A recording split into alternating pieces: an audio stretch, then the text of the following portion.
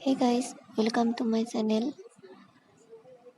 আজি মই এই ভিডিঅ'টোত দেখাব ওলাইছোঁ যে গৰমৰ দিনত আমাৰ ভৰি দুখন কেনেদৰে যত্ন ল'ব পাৰোঁ। যদি আপুনি ক্লিন ভৰি বিচাৰে, ব্ৰাইট হৈ থকা বিচাৰে, তেতিয়াহ'লে একদম চিম্পল হোম ৰেমেডি লৈ আহিছোঁ। প্ৰথম ষ্টেপটো হৈছে নেইল পেইণ্টবোৰ আঁতৰোৱা, আৰু তাৰ বাবে মই ইউজ কৰিছোঁ নেইল ৰিমুভাৰ। আৰু এনেদৰে মই নেইল পেইণ্টবিলাক ক্লিন কৰি লৈছোঁ। দ্বিতীয় ষ্টেপটো হৈছে এটা টাবত গৰম পানী ল'ব লাগিব।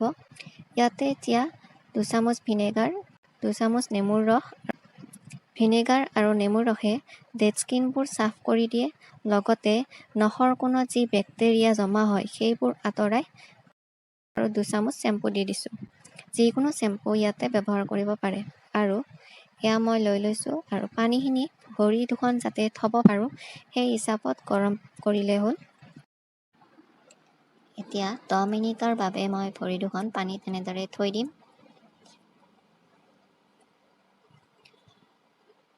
এনেদৰে থৈ দিলে ভৰিবোৰ আমাৰ কোমল হৈ পৰিব। আৰু 10 মিনিট হোৱাৰ লগে লগে মই কাপোৰ এখনেৰে ভালদৰে ভৰি দুখন মুচি লৈছোঁ।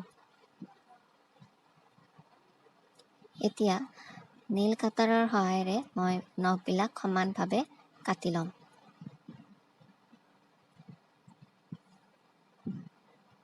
নখবিলাক কটাৰ পিছত আমাৰ ভৰিৰ নখৰ যিবিলাক ছাইডত ডেড স্কিন থাকে সেইবোৰ আঁতৰোৱাটো প্ৰয়োজনীয়, আৰু সেইবোৰো মই এতিয়া চাফ কৰি ল'ম।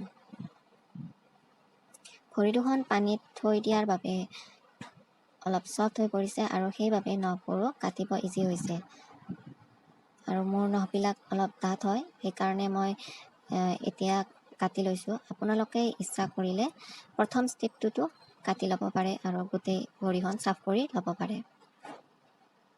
তো মই এতিয়া এনেদৰে নখৰ ছাইডৰ ডেড স্কিনবিলাক চাফ কৰি লৈছোঁ। প্ৰায়ে আমি ভৰি দুখনৰ যত্ন ল'ব পাহৰি যাওঁ, নাইবা পাৰ্লাৰত গৈ এইবিলাক কৰিব হয়তো আমাৰ হাতত সময়ো নাথাকে। তো এইটো কাম আমি ঘৰতে ইমান ইজিভাৱেৰে কৰিব পাৰোঁ। আপোনালোকে এইটো সপ্তাহত এদিন নহ'লে মাহত এদিন কৰিলেও আপোনাৰ ভৰি দুখন বহুত ধুনীয়া আৰু ছফ্ট হ'ব আৰু শ্বাইনিং কৰিব। তো আপোনালোকে এইটো ট্ৰাই কৰিব পাৰে। এতিয়া ভৰি দুখন মই আকৌ এবাৰ টাবত দি দিছোঁ। এইবাৰ মই ব্ৰাছৰ সহায়েৰে নখৰ কোণবিলাক, আঙুলিৰ মাজৰ অংশ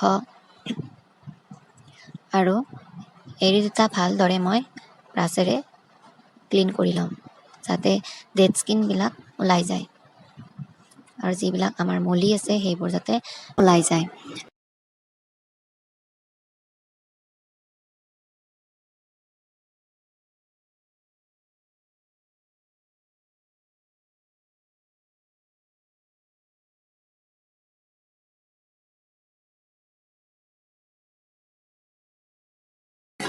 আৰু এতিয়া মোৰ ছেকেণ্ড ষ্টেপ কমপ্লিট হ'ল, আৰু এতিয়া মই ভালদৰে ভৰি দুখন মুচি লৈছোঁ, আৰু এতিয়া থাৰ্ড ষ্টেপটোলৈ আগবাঢ়িছোঁ। এই ষ্টেপটোত আমি ফুট স্ক্ৰাব কৰিম। ইয়াতে লাগিব এচামুচ চেনি, এচামুচ কফি পাউডাৰ আৰু এচামুচ বেকিং ছ'ডা দিলে হ'ল। আৰু ইয়াতে কি কি গুণ থাকে বা আমাক কেনেদৰে হেল্প কৰিব পাৰে সেইখিনি মই দি দিছোঁ, আপোনালোকে চাই ল'ব পাৰে।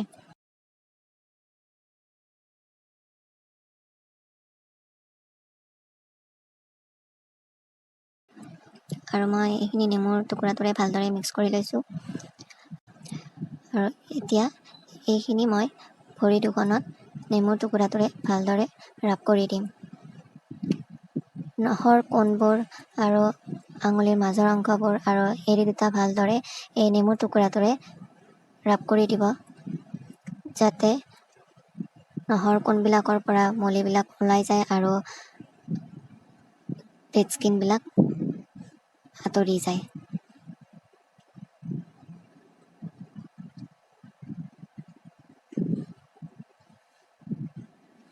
নখবোৰ কেতিয়াবা আমাৰ হালধীয়া হয় বা নখৰ কোণবিলাকত কণী পকাই ধৰে বুলি কয় যে, তো সেইবোৰৰ বাবে নেমুৰ ৰসটো খুবেই ভাল হয়।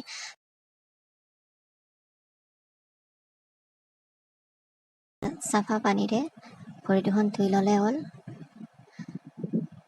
আৰু মই ভৰি দুখন ধুই লৈ নেইল পেইণ্ট লগাই লৈছোঁ।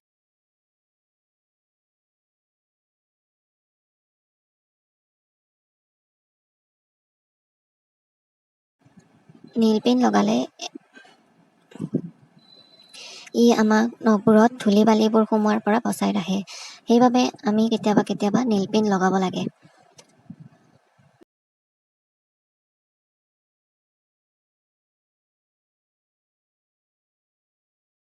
এতিয়া যিকোনো মইশ্চাৰাইজাৰ ভৰি দুখনত লগাই ল'ব লাগিব আৰু মই এয়া লগাই লৈছোঁ।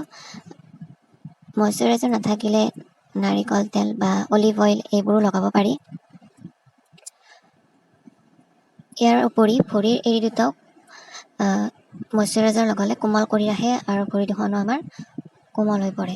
এনেদৰে এই সহজ উপায়েৰে ঘৰতে পেডিকিউৰ কৰি ভৰি দুখন চাফ কৰিব পৰা যায়।